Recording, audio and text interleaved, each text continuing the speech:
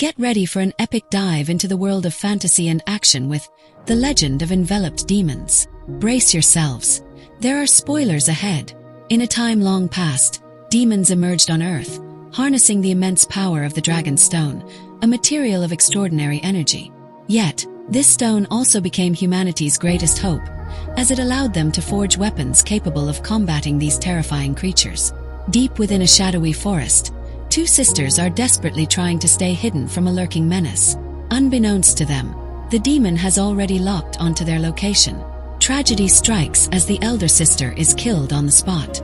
The younger sister, driven by fear, makes a desperate dash for survival, sprinting through the dense woods. However, her escape is short-lived as she soon finds herself cornered by the relentless demon. Just as the creature is about to claim another victim, a savior arrives. A demon hunter named Tenchi intervenes, using his shield to knock the monster away. He's not alone. With him are his brothers, Chan wielding a massive sword and Fian, a master archer. Together, the trio of demon hunters sets their sights on the terrifying witch, forcing her to flee while they give chase through the forest. The demon desperately tries to escape by taking to the skies, but the hunters are relentless, leaping through the trees in pursuit. Eventually, they manage to bring the creature down, severing its head with a swift, decisive blow. Meanwhile, the young girl, still fleeing for her life, stumbles into a clearing, only to find herself caught in the middle of an even bigger battle. The demon hunters are locked in a fierce struggle with a colossal monster. Despite their valiant efforts, the hunters find themselves overwhelmed, their attacks barely scratching the massive beast. In a last-ditch effort, they attempt to restrain the creature with ropes, but the sheer power of the monster proves too much. It hurls them into the air effortlessly, leaving the hunters outmatched and clinging to their last hopes of survival. The humans are forced to regroup quickly, urgently devising a new strategy to take down the seemingly invincible giant demon. Just as they're plotting their next move, the severed head of the demon which is hurled directly at the towering beast.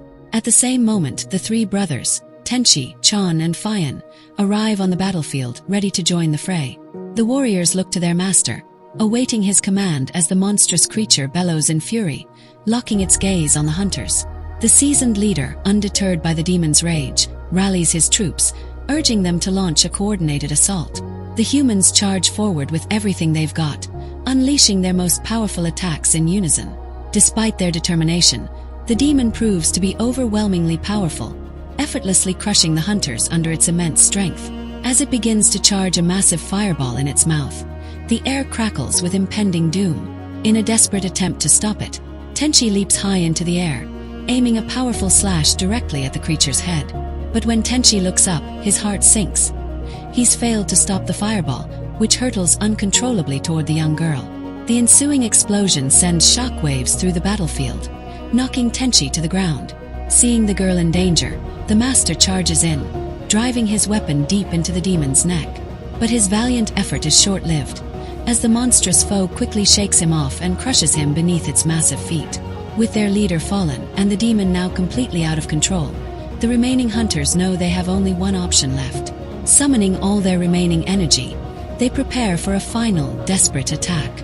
In a last act of bravery, the hunters launch themselves at the creature, bombarding it relentlessly, sacrificing their lives in a bid to inflict unbearable pain on the giant demon. Just as Tenchi prepares to join the fray, he notices something crucial. The giant demon has been forced to reveal its true form, exposing its hidden weakness. Seizing the opportunity, Tenchi leaps into action, delivering a decisive strike that slices off the creature's head, finally vanquishing the monstrous foe.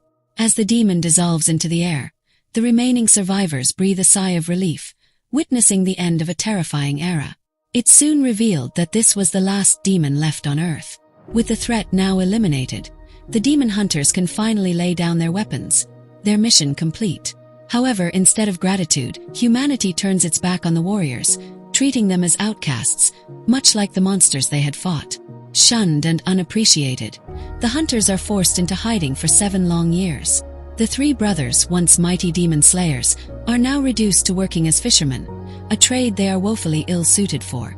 After yet another unsuccessful day at sea, they return home empty-handed, drawing the ire of the other fishermen, who accuse them of scaring away the fish.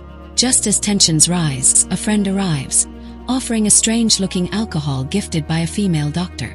The fishermen eagerly accept the drink, oblivious to its suspicious appearance. As the three brothers make their way home, they sense something is terribly wrong. They discover one of the fishermen convulsing on the ground, while his companions feast on his flesh, revealing themselves to be hideous, flesh-craving monsters. In a flash, the creatures turn on Fian, but Tenchi acts swiftly, breaking the neck of one assailant. Chan follows suit, cleaving the second monster in half with his sword. To their horror, the brothers realize that the fishermen have somehow transformed into demons. Tenchi suspects the strange alcohol is to blame for this ghastly change. Determined to uncover the truth, they head back to the city to investigate further. But before they can proceed, a wounded man staggers toward them, a fellow demon hunter they recognize instantly. With no time to waste, they rush the injured man to the nearest hospital, where Fian's girlfriend, Shuna, works as a doctor. There, they also encounter a woman named Layla, who surprisingly recognizes Tenchi.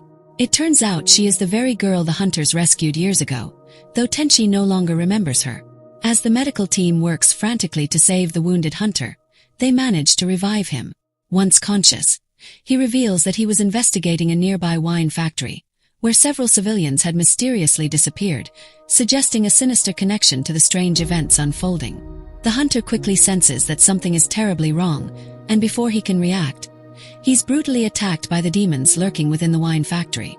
In his final moments, he pleads with the brothers to slay the monsters, but as his strength fades, his metal arm vanishes, and he succumbs to his injuries.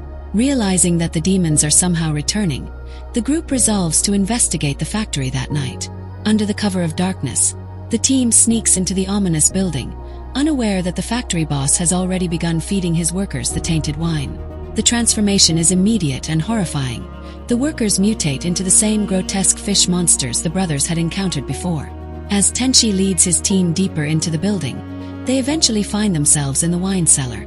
To their horror, they discover that the alcohol is being made with demonic blood. Just then, a shadow darts across the walls, prompting the hunters to give chase. But as they pursue the elusive figure, they are separated in the maze of darkness. Layla, now alone and terrified, searches desperately for the others, only to encounter more demons. A sticky hand creeps toward her from behind, but just in time, Tenchi arrives and saves her. However, their relief is short-lived, as a heavy thudding sound echoes from above, signaling the approach of something massive. Meanwhile, the other two brothers find themselves cornered by a swarm of monsters and are quickly overwhelmed, dragged away by the creatures shrouded in mist. Tenchi and Layla, still fleeing, sense an evil presence emanating from the next room. Their fears are confirmed when two enormous hands force open a door, revealing the same demon which they had faced years ago. The witch attacks with a vengeance, forcing Tenchi to fight for their lives. Despite his efforts, Tenchi is knocked to the ground, and the witch seizes the opportunity to strike. Just as Tenchi is about to be devoured, Layla makes a bold decision. In a dazzling transformation reminiscent of Sailor Moon, she reveals her true form, a powerful fox demon. With swift precision, she lashes out with her tail, sending the witch crashing across the building. As the battle intensifies, the other brothers manage to escape their captors and rejoin the fight. The demon, realizing it's no match for the combined strength of the hunters and Layla, tries to flee. But Fian intercepts the creature, slamming it to the ground. Chan follows up with a deadly strike, driving his sword into the demon's back and ending its life. With the immediate danger over, Tenchi rushes to check on Layla, only to be shocked by her true nature.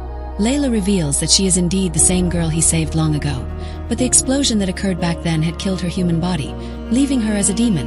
When the giant demon perished, its blood seeped into the ground, triggering a transformation in Layla, turning her into something beyond what she once was. Now fully aware of the truth, Tenchi decides to keep her origins a secret. He takes her outside to join his brothers, hoping to figure out their next move. But before they can decide, they are abruptly confronted by the police, who accuse the demon hunters of trespassing and causing chaos. In response, Chan throws the severed demon's head at the soldiers, proving that the hunters had just saved the city from a monstrous threat. Despite this, the trio is forcibly taken to the governor, who, instead of offering gratitude, orders them to leave the city immediately. Furious at the unjust treatment, the brothers are prepared to argue, but the governor coldly threatens to frame them for the deaths of the humans if they refuse to comply. Realizing they have no choice, Tenchi agrees to leave. The team returns to the hospital, where Tenchi wrestles with the bitter reality of why they are so despised by the very people they protect. Matters worsen when Fian's girlfriend leaves him, angered by the news that the brothers have been ostracized by the governor. However, Tenchi refuses to abandon the city without clearing their names. He suspects the governor is hiding something sinister, and his intuition proves correct. The governor, it turns out, is secretly taking orders from a mysterious figure and is desperate for relief from a debilitating illness. Shockingly, the mastermind behind the governor's plight is none other than the hunter's former master, who has poisoned the governor and demands that he kill all the hunters in exchange for the antidote. But the governor harbors his own dark secrets. Late at night, he brings a young woman into his dungeon, where a giant pit lies ominously open in the floor. He cruelly pushes her into the abyss, where she lands among a pile of skeletons. As the woman tries to find her way out, a terrifying tentacle monster emerges from the shadows and devours her alive, all while the governor watches with twisted glee. It's revealed that the governor has been keeping a powerful demon imprisoned beneath the city, using the creature's blood to resurrect other demons. In return, the demon has promised to help the governor exact revenge on the master who poisoned him, but only if it's allowed to revive its own kind first. The following morning, Tenchi makes a bold decision. He will secretly investigate the governor's hidden dealings while Fian attempts to reconcile with his estranged girlfriend. Stealthily, Tenchi infiltrates the governor's mansion, evading the guards as he descends into the building's dark underbelly. Once in the basement, he discovers the imprisoned demon, but what shocks him even more is the sight of a celestial sphere, an artifact that belongs to his former master. Meanwhile, Fian finally reunites with his girlfriend, Shuna, only to find her acting strangely out of character. She flirts with him aggressively, grasping his hand, but before he can react, she suddenly cries out for help. Confused, Fian watches in horror as her father storms in, misinterpreting the situation, and violently throws Fian out into the street, where he is met with scorn and shame from onlookers. As Fian struggles to understand what just happened, the chilling realization dawns on him. Shuna had orchestrated the entire scene. With a cruel smirk, she approaches him, and in a shocking betrayal, she plunges a dagger into his heart, killing him instantly. Later, Chan arrives at the bustling marketplace, only to be confronted with the devastating sight of his brother's lifeless body. Rushing to Fian's side, Chan is oblivious to the ambush awaiting him. Soldiers, concealed in the shadows, unleash a volley of arrows, piercing Chan multiple times. Desperately trying to fend off the onslaught, Chan fights back with all his might but is eventually overwhelmed, collapsing from his wounds. As Chan lies dying, the governor steps forward, mocking him for falling so easily into their trap. To add to the horror, the hideous demon swoops down, eager to exact its vengeance. That night, as rain pours down, Tenchi finally arrives in search of his brothers, only to find them lying lifeless on the ground. To his relief, Tenchi discovers that Chan is miraculously still alive. Acting quickly,